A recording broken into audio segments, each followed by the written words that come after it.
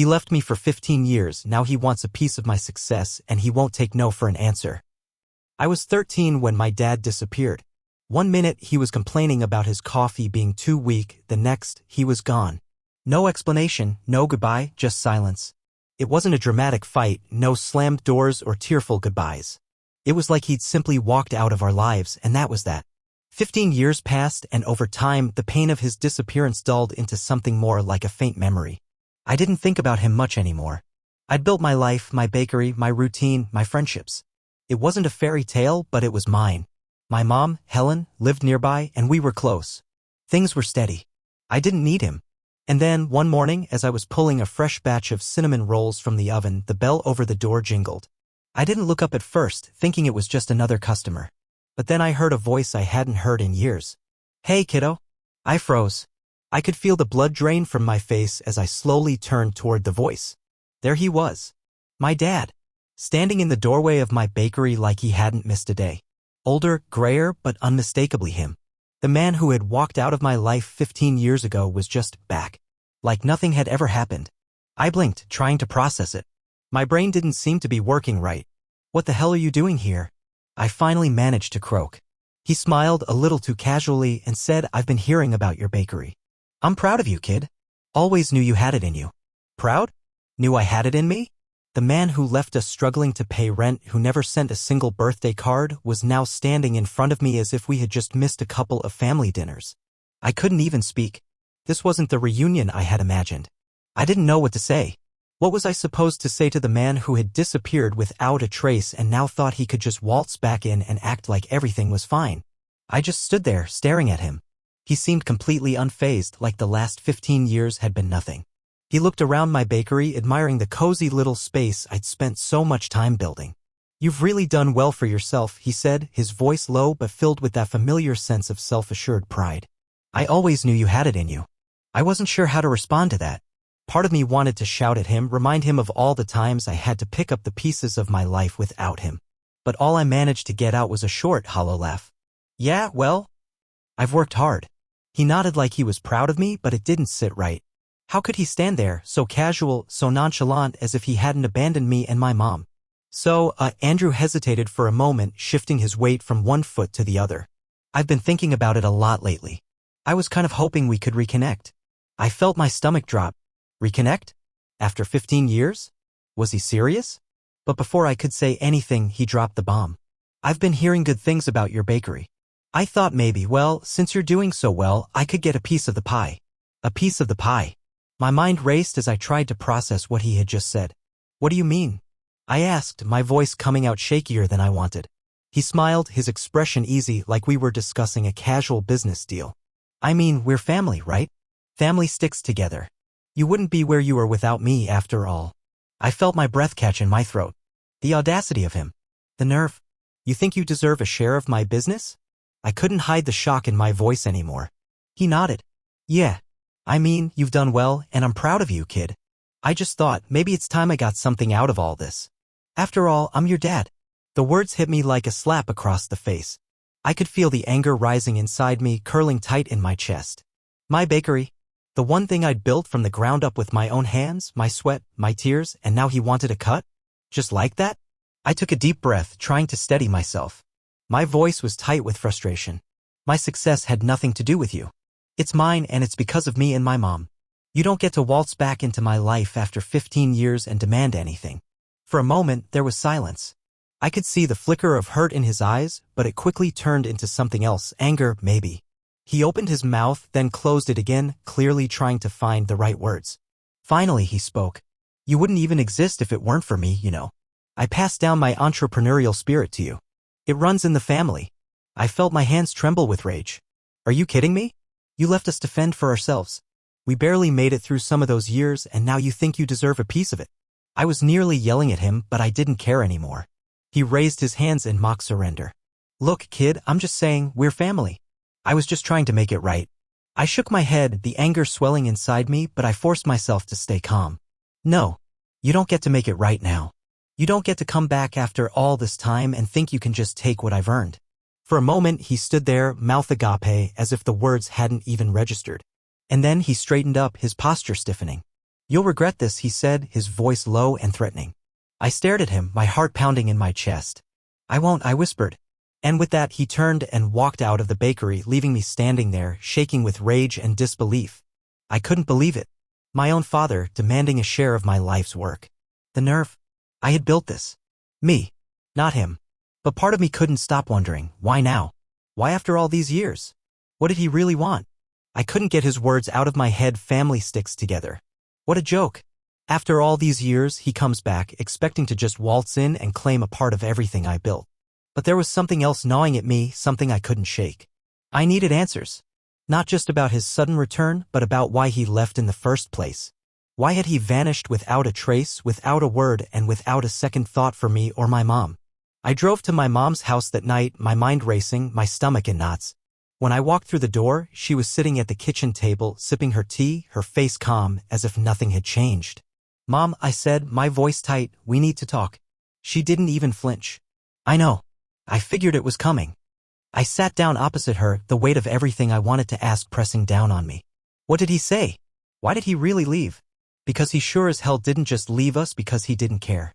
Helen set her tea down, her eyes narrowing slightly. She sighed, a long, weary sound, and then she spoke as if she'd been waiting for this moment. Your father didn't just leave us, Emily. He wasn't just being selfish. He was in trouble. Serious trouble. I blinked, trying to process her words. What kind of trouble? Her voice lowered. He got involved with the wrong people.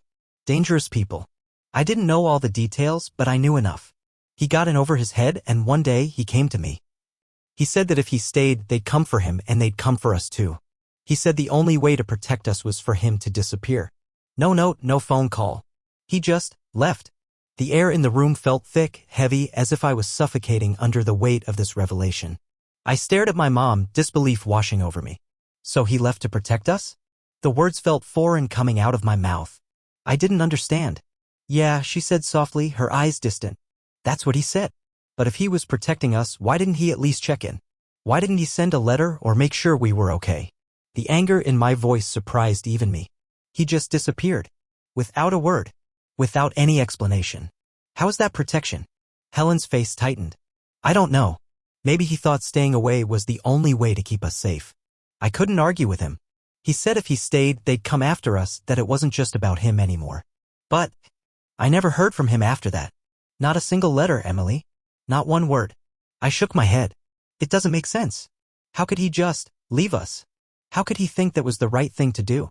Helen looked at me, her eyes filled with a sadness I hadn't seen in years. I don't know. He was scared.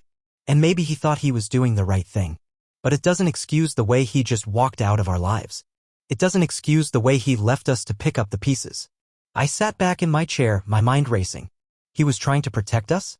Was that the truth? Or was it just another excuse, another way to justify his abandonment? The more I thought about it, the less it made sense. Protection didn't look like silence.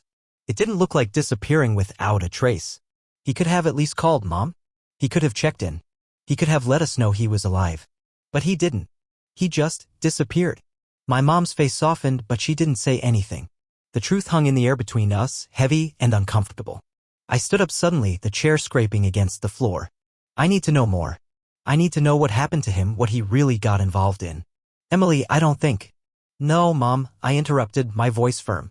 I need to know. I have to know what kind of man he really was. I need answers. I could feel the tension in my chest rising. I had to find out what happened, even if it meant digging up painful truths. Because one thing was clear, there was so much more to the story than I'd ever been told. I left my mom's house with more questions than answers, but I was determined. There was no way I was going to let this go. Not after everything that had happened. And not after what he tried to do today. The more I thought about it, the more I realized I wasn't just angry at him for disappearing. I was angry because I didn't know who he really was. And that's what I was going to find out. I couldn't stop thinking about what my mom had said. My dad hadn't just walked out on us because he was selfish. No, according to her, he had done it to protect us. Protect us from what, though? The more I thought about it, the more my mind spiraled. There had to be more to this story. And if my dad wasn't going to tell me the truth, then I would find it for myself. I spent the next few days obsessing over every scrap of information I could gather about him. The problem was he had almost completely vanished from the world. There were no social media accounts, no public records that I could find. but something in me refused to give up. I had to know more. I started with the basics, his full name, birthday, and the little details I remembered from childhood. It took hours of searching through online databases, but finally I found something. A public records entry showing that he had lived in a different state for most of the time he'd been gone. The same state where I had spent all my life without even knowing he was close. I dug deeper, my heart pounding as I typed in his name, praying to find something that would explain what he had been doing all these years. That's when I found it. An address. A property registered under his name. I clicked on it, expecting just another dead end, but what came next made my stomach drop. There, in a court filing from a few years ago, was his name alongside a woman's, Linda. And then I saw the next line, son, age 16. My blood ran cold. I scrolled through the documents, each one a gut punch. My father hadn't just disappeared to protect us. He had started a whole new life. A life without us. Without me. Without any trace of the family he'd abandoned. It felt like a knife twisting in my chest. The betrayal, the sense of being erased from his life, was suffocating. He didn't just leave us to survive on our own. He left us to fend for ourselves while he rebuilt his life as if we had never mattered at all. I spent the next few days digging into his new life. I found pictures, small glimpses of a life I'd never known. A wife, Linda, smiling next to him in every photo. A son who looked like he could be the mirror image of the younger version of myself. They looked happy. A family. A real family. And there I was, left in the shadows like I never existed in the first place. Betrayed. The word echoed in my mind. He didn't just abandon me or my mom. He erased us completely. Every moment of my childhood without him, every year of unanswered questions, every birthday and holiday that passed without a word, it all seemed so pointless now. He had moved on. And we were just forgotten. I couldn't sit still. I couldn't let this go. I had to know more. I found more records, more details. His new family was falling apart. Linda had filed for bankruptcy a year ago, and his son, the same boy he had apparently replaced me with, had gotten in trouble with the law. Their financial situation was a mess. They were struggling, and the realization hit me like a ton of bricks. He didn't come back for me. He didn't come back because he cared. He came back because he needed something. He came back because his new life was falling apart, and he thought he could take something from me, my bakery, my hard-earned success. I wanted to scream. I wanted to throw everything in his face. How dare he think he could come back after all this time and demand something from me? He hadn't even tried to be a part of my life to make sure we were okay. And now, after all this time, he thought he could waltz back in and take what I had worked for? I couldn't let him get away with it. I had to confront him. I needed to understand why. Why had he come back? What was he really after? Was I just a pawn in his plan to save his own skin? But as I sat there, staring at the screen, feeling more and more outraged by the minute, something else nagged at me. My mom had known about his new life, but she never told me. She never said a word about it. I could feel the weight of that secret between us, pressing on my chest. Was she complicit in hiding it from me? Was she protecting him too? I felt so many emotions at once. Anger, confusion, hurt.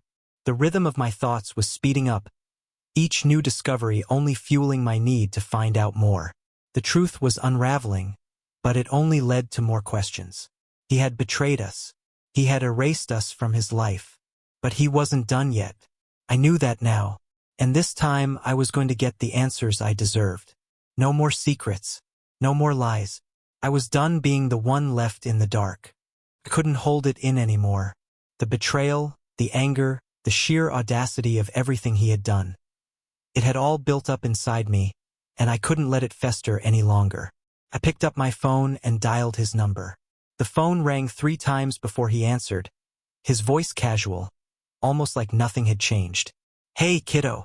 I took a deep breath, trying to steady myself. "We need to talk," I said, my voice cold, sharp. He hesitated, then chuckled nervously. "About what? Everything's fine, right?" I could feel the rage bubbling up inside me. "No, Andrew, everything is not fine. You think you can just come back into my life after 15 years and demand a piece of what I've built? What do you think this is? A handout?" There was a long silence on the other end. I could hear him shifting around, clearly uncomfortable, but I wasn't going to back down. Not this time. "I didn't come back for money, he said, his voice sounding strangely defensive. I laughed bitterly. a harsh, almost derisive sound. "Oh, really? Then why did you show up at my bakery and tell me you deserve a share? What? Did you think I'd just hand it over to you because we're family?" I spat the word out like it was poison. "You disappeared for 15 years. And now you think you're entitled to something? You have no right." His voice grew tense. "Look, I didn't want to come back like this. I didn't. But things got out of hand, and Save it," I interrupted. "You didn't want to come back? You never thought about us for a single second. You didn't think about me, about my mom, about what we went through. And now that your life is falling apart, now you want to show up and take what's mine. You think you can just waltz back into our lives." I could hear him breathing heavily on the other end. He was trying to gather his thoughts, but I wasn't giving him the space to lie anymore. "Why now, Andrew? Why after all this time? What do you want from me?" There was a long pause before he finally admitted it. I need money, Em. My life, it's falling apart. I thought maybe you could help me. I've made a mess of things. I know I have. But this bakery, your success, it could help me get back on my feet." I felt the words hit me like a physical blow. I could feel my hands trembling, my heart pounding with a mixture of anger and disgust. "So that's it? You're using me? You came back because you're desperate, and you thought I'd just roll over and give you a piece of what I've worked for?" I felt the fire inside me intensify, burning away the last remnants of the emotional hold he once had on me. "No, I won't let you manipulate me. You had your chance. You had your chance to be a father, to be a part of my life. And you walked away. Now you don't get to come back and tear everything down. Not after what you did." He tried to justify himself, but I wasn't having it. "You think you can just pick up where you left off? You've been gone for years. My success doesn't have anything to do with you. This is mine. This is me and my mom. You didn't help me build this. You didn't help me get through any of it. And now, you think you can just show up and take something from me?" I took a sharp breath, my voice rising with the power of the words. "No, you don't get to take anything from me." His voice hardened. "You wouldn't even be here without me. Don't forget that." I could feel my blood boiling.